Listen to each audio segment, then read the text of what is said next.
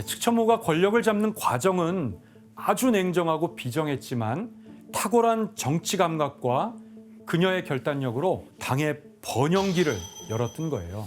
야, 이런 것도 모르겠네. 그런데 이런 상황에서 40대 후반이 된 측천무에게 큰 위협이 되는 인물이 등장하게 되는데 누구일까요? 자기 아들 아니에요? 의외로? 그럴 수 있겠다. 아들이 황제를 이제 네. 받아야 되니까. 맞습니다. 오. 바로 자신의 큰아들이었던 거예요. 아유, 이제 죽여 또? 아들도 아유 라이벌이야. 그러지 마. 또 죽여 또? 이러면 건 안 돼. 아 설마. 고종과 측천무 사이에 4명의 아들을 낳게 됐어요. 그중에 큰아들 바로 이홍은 4살 나이에 측천무의 손으로 직접 태자의 자리에 앉혔던 인물이죠. 어느덧 세월이 흘러 어른이 된 태자는 뛰어난 능력으로 대신들의 지지를 받았고 서서히 조종의 실권자로 부상하고 있었어요. 만약 아들이 강력한 황제로 등극하게 되면 이제 제 아무리 측천무라도 권력을 이제 위협받을 수밖에 없는 거죠. 그런데 바로 이때 황위를 이을 이 태자가 24살의 젊은 나이에 갑자기 죽어버린 거예요. 아, 이것도 이게 이상한데. 대체 어떻게 된 일일까요?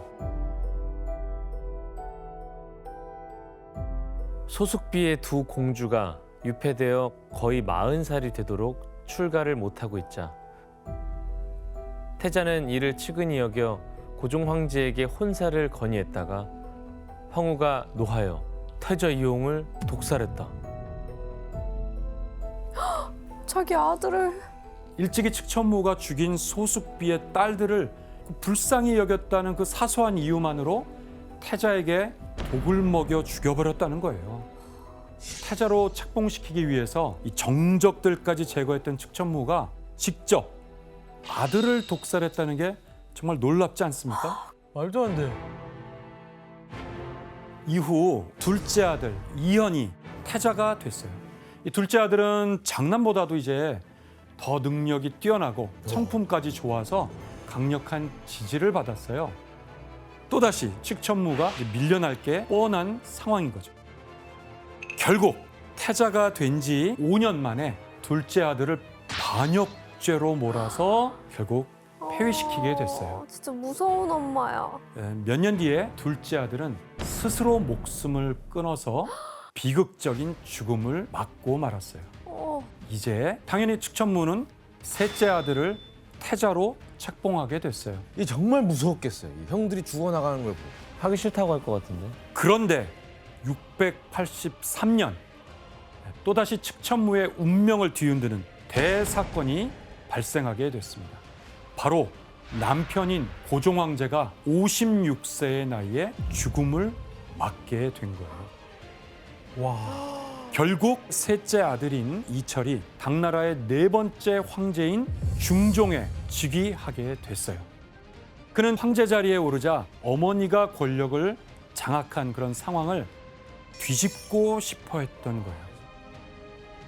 하지만 그 말은 즉각 측천무의 귀에 들어가고 무서워. 중종이 황제에 즉위한 지 단 2개월 만에 폐위시키고 멀리 유배까지 보내버리게 됐어요. 황제를 어떻게 폐위를? 이럴 거면 아들을 왜 낳았어? 이제 측천무는 막내 아들 이단을 당제국의 황제로 안치게 됐습니다.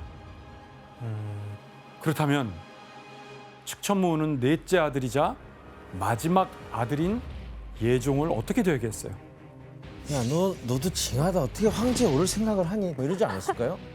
측천무는 아예 궁궐에 가둬놓고 외부와는 소식조차 주고받지 못하게 그렇게 만들어버렸어요. 감금.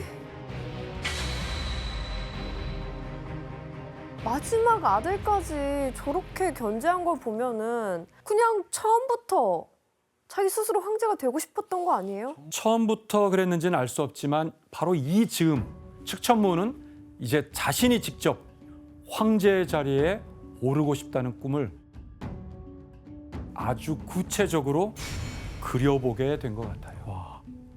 아, 하지만 여자가 황제가 된다는 것은 중국 역사상 단 한 번도 없었던 일이었기 때문에 아무리 30년 가까이 강력한 권력을 휘둘러온 측천무로서도 섣불리 실행할 수가 없었던 꿈이었던 거죠.